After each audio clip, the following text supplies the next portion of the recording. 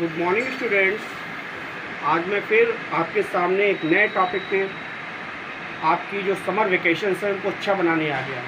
मुझे मालूम है आपकी 80% जो स्टूडेंट्स हैं, बच्चे हैं, वो मोबाइल चलाना पसंद करते हैं। तो मोबाइल जब हमें चलाना ही है तो उसमें कार्टून क्यों देखें, कुछ ऐसी चीज़ें देखें जो हमारे लिए फ्यूचर लाइफ में काम आने वाली हैं। तो उनका जो लेना है वो हमारे भविष्य में कोई भी कंपटीशन एग्ज़ाम देते हैं तो बहुत ज़्यादा उपयोगी यूज़फुल हो जाएगा। तो जैसे एक ऐड आता है, खाना ही है तो कुछ खाने वाली चीज़ खाएं, तो देखना ही है तो कुछ देखने वाला चैनल देखें, जैसे टेक्निकल साइंस गुरुजी। तो हमने एक शॉर्ट फॉर्म बनाई है TSG। T means technical, S means science, G means Guruji. This is क्या उनकी इच्छा है। P माने पढ़ेगा, I माने इंडिया, तभी तो बढ़ेगा इंडिया। जब हमारा इंडिया पढ़ेगा तभी तो फिर आगे बढ़ेगा। जो आज का टॉपिक है वो क्या है, एंजाइम्स। एंजाइम्स क्या काम करते हैं, हमारी बॉडी की जो फंक्शनिंग है, जो डाइजेशन की फंक्शनिंग है, उसमें हेल्पफुल होते हैं। जैसे एक टीचर की प्रेजेंस में स्टूडेंट्स अपना फंक्शन स्टार्ट कर देते हैं, just like enzymes work in our body design. देखते हैं एंजाइम्स को हिंदी में क्या बोलते हैं, विकर बोलते हैं। अब क्या डेफिनेशन है, दीज आर बायोकैटालिस्ट। ये जैविक उत्प्रेरक होते हैं, मेड अप ऑफ प्रोटीन्स। किसके बने होते हैं, प्रोटीन्स के बने होते हैं। फाउंड इन बॉडी ऑर्गन्स, हमारे जो बॉडी ऑर्गन्स हैं उनमें पाए जाते हैं और टिश्यूज में पाए जाते हैं। हमने आपको बताया था cell fundamental unit of life. Cell से क्या बनता है, टिश्यू, और टिश्यू से क्या बनता है, ऑर्गन, और ऑर्गन से क्या बनता है, ऑर्गन सिस्टम, और ऑर्गन सिस्टम से क्या बनता है, कोई ऑर्गेनिज्म बनता है। वो लोअर हो सकता है और हायर उसका हो सकता है। तो आपको ये समझ में आ गया है कि enzymes are biocatalyst made up of proteins found in body organs and tissues. अब जो हमारा कार्बोहाइड्रेट है, जो भी हम कार्बोहाइड्रेट लेते हैं, आपको जो न्यूट्रिएंट्स मैंने एक टॉपिक पढ़ाया था उसमें मैंने बताया था कार्बोहाइड्रेट्स। जैसे हम होल ग्रेन्स लेते हैं, राइस लेते हैं, व्हीट लेते हैं, जो हमने खाया तो उसको कौन पचाएगा, ये एंजाइम पचाएगा, डाइजेस्ट में हेल्प करेगा। जैसे ही हम इंजेक्शन कौर तोड़ के माउथ में रखते हैं, वैसे ही जो डाइजेशन प्रोसेस है वो स्टार्ट हो जाती है। तो सबसे पहला एंजाइम कौन सा है डाइजेशन के लिए, सेलेब्री एमाइलेज। कौन सा है, सेलेब्री एमाइलेज। प्रोड्यूस कहाँ होता है, सेलेब्री ग्लैंड, जो लार होती है, लार ग्रंथियों में ये प्रोड्यूस होता है। और इसका साइट जो ऑफ ऑरिजिन कहाँ पे है, इसकी माउथ, माउथ के अंदर ही तो है। तो साइट ऑफ ऑरिजिन क्या होगी, माउथ। अब इसका जो पीएच है, ना तो एसिडिक होता है और ना ही बेसिक होता है। तो जो कार्बोहाइड्रेट हैं उनको डाइजेशन में हेल्प कौन करता है, हमारा salivary amylase enzyme. First one is clear. Then after second pancreatic amylase. कहाँ से सेक्रीट होगा, प्रोड्यूस का होगा, पैंक्रियाज में। साइट ऑफ ऑर्गन हमारा कौन सा है, स्मॉल इंटेस्टाइन। और स्मॉल इंटेस्टाइन में जो पीएच होगा इस एंजाइम का वो बेसिक होगा। आपको एक पीएच स्केल जिसको सोरेंसन ने दिया था एसिड बेस में मैंने बताई है, 7 पीएच जो होता है वो किसका होता है, न्यूट्रल। अब 1 2 3 4 5 ये जो है ये एसिडिक, और 8 9 10 11 12 ये बेसिक। तो हमारी जो पीएच रेंज है 7 किसकी है, सेलेब्री एमाइलेज। अब हमारा पैंक्रियाटिक एमाइलेज, पैंक्रियाज से सेक्रीट होता है, उसकी जो पीएच है वो बेसिक है, और जब पीएच बेसिक है तो मोर देन 7 हो जाएगा। Next maltase. जो माल्टेज कार्बोहाइड्रेट है आपने सुना होगा, जो हमारी स्टार्च है उसके types, carbohydrate, monosaccharide, disaccharide, trisaccharide, polysaccharide.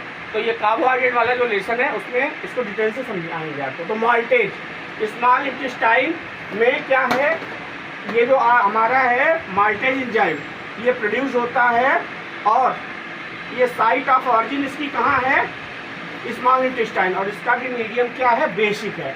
Next आते हैं आफ्टर कार्बोहाइड्रेट प्रोटीन, जो हमने दालें खाई हैं, पल्सेज, पी माने पल्सेज। तो पी माने प्रोटीन। जो पल्सेस हैं उनमें प्रोटीन्स होता है, और सबसे ज़्यादा प्रोटीन का सोर्स क्या है ये कमेंट बॉक्स में आप हमें बताएंगे कि सबसे ज़्यादा प्रोटीन किस में पाई जाती है। ये आपको कमेंट बॉक्स में बताना है। जो मैंने न्यूट्रिएंट्स वाला चैप्टर उसमें आपको बताया भी है।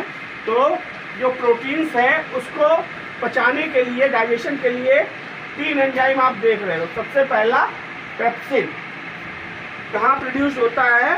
गैस्ट्रिक ग्लैंड्स, हमारी जो आमाशय है, स्टमच है, उसमें प्रोड्यूस होता है। और साइट इसकी क्या है? Small intestine. रिलीज कहाँ से होता है? स्मॉल इंटेस्टाइन से रिलीज होता है। और पेप्सिन किस मीडियम में? एसिडिक, यानी आप देख रहे हो पीएच रेंज आपका 1 2 3 4 5 भी एसिडिक है, 4 भी। तो ये क्या करता है, अगर हम ज़्यादा ऑयली चीज़ें खाते हैं तो हमारे स्टमच से ये गैस्ट्रिक ग्लैंड्स है ज़्यादा से ज़्यादा HCl रिलीज करती है। तो हमें जब भी हम ऑयली या फैटी सब्सटेंस खाएं तो ज़्यादा से ज़्यादा पानी पिएं और थोड़ा 1000 स्टेप्स ज़रूर टहल लें। नहीं तो सर्दियों के दिनों में या ज़्यादा गर्मी होने पे हमें एसिडिटी की प्रॉब्लम इसीलिए हो जाती है क्योंकि हमारा जो स्टमच है वो HCl रिलीज करता है, लेकिन जब फैटी सब्सटेंस खा लेते हैं तो उसको एक्स्ट्रा HCl रिलीज होता है जो हमारे मीडियम को क्या बनाता है? और एसिडिक बनाता है। इस सब उसके सब्स्टिट्यूशन के लिए हम क्या यूज़ करते हैं? गैस्ट्रिक टैबलेट यूज़ करते हैं जिसको DSR बोलते हैं। वो बेस की बनी होती है, मिल्क ऑफ मैग्नीशिया होता है, और वो इस एसिड से रिएक्ट करके क्या बनाता है? Salt and water. और कुछ समय बाद जब वो बेस हमारे उस एसिड से रिएक्ट कर जाती है तो साल्ट और वाटर बन जाता है। अगला है ट्रिप्सिन, पैंक्रियाज में ये रिलीज होता है। साइट आप रिलीज क्या है? Small intestine. इसका मीडियम क्या है? बेसिक। पेप्टाइडेजेस ये भी स्मॉल इंटेस्टाइन में रिलीज होते हैं। और क्या करते हैं? बेसिक। इनका पीएच क्या है? बेसिक। बेसिक का मतलब हमने आपको यहाँ बता ही दिया है, एसिडिक का मतलब हमने आपको यहाँ पे बता ही दिया है। आगे आते हैं न्यूक्लिक एसिड के डाइजेशन के लिए 2 एंजाइम यहाँ पे हमने शो किए हैं, न्यूक्लिएजेस और न्यूक्लियोसाइडेजेस। ये पैंक्रियास में इनका प्रोडक्शन होता है, साइट ऑफ रिलीज इसका स्मॉल इंटेस्टाइन है, और ये बेसिक मीडियम प्रोवाइड करते हैं। ये जो एंजाइम है इसको बेसिक मीडियम प्रोवाइड करते हैं। नेक्स्ट है अपना फैट। जो भी हमने ऑयली चीज़ें खाई उनका डाइजेशन कैसे हो, तो एक एंजाइम है लाइपेज, कहाँ से रिलीज होता है? साइट ऑफ रिलीज क्या है? पैंक्रियाज। और किस मीडियम में होता है? बेसिक मीडियम में। हमें यहाँ से यहाँ तक जो चीज़ें हमने समझी हम उसको थोड़ा कॉन्सेप्ट वे में समझते हैं, क्योंकि बायोलॉजी में भी ये है। हमारा लॉक बिना चाबी के, बिना की के नहीं खुलता, वैसे ही हर एंजाइम के लिए एक सबस्ट्रेट होता है। इसको एमिल फिशर ने, इस कॉन्सेप्ट को किसने दिया था? लॉक एंड की प्रिंसिपल एमिल फिशर ने किस ईयर में दिया था? 1894 में दिया था। और इन्होंने बताया था जैसे एक ताला अपनी ही चाबी से खुलता है, इसी प्रकार हर न्यूट्रिएंट्स के लिए उसका स्पेसिफिक एंजाइम होता है। जब वो उसे रिएक्ट करता है तभी उसका डाइजेशन होता है। जैसे स्टार्च, हमने जितने भी स्टार्च इंटेक की है भोजन में, जब सेलेब्री एमाइलेज उससे रिएक्ट करेगा तो वो माल्टोज में उसको ब्रेक डाउन कर देगा। जो हमने प्रोटीन ली है तो उसके लिए पेप्सिन एंजाइम है, जो भी प्रोटीन इंटेक की है उसको किसमें? पेप्टाइड्स यानी सिंपल प्रोटीन्स में ब्रेक कर देगा। नेक्स्ट आते हैं हम एंजाइम और सबस्ट्रेट जब आपस में मिलते हैं तो क्या बनाता है? एंजाइम सबस्ट्रेट कॉम्प्लेक्स बनाता है।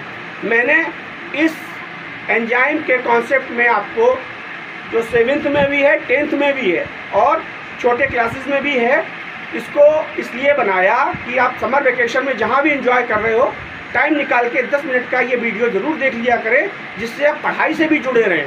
अगर पढ़ेगा इंडिया तभी तो बढ़ेगा इंडिया। और अभी तक जिन लोगों ने ये चैनल सब्सक्राइब नहीं किया है वो चैनल को सब्सक्राइब कर दें और लाइक कर दें। बाकी की जो और चीज़ें हैं वो मैं नेक्स्ट वीडियो में आपको डिटेल से बताता हूँ। Thank you, have a nice day.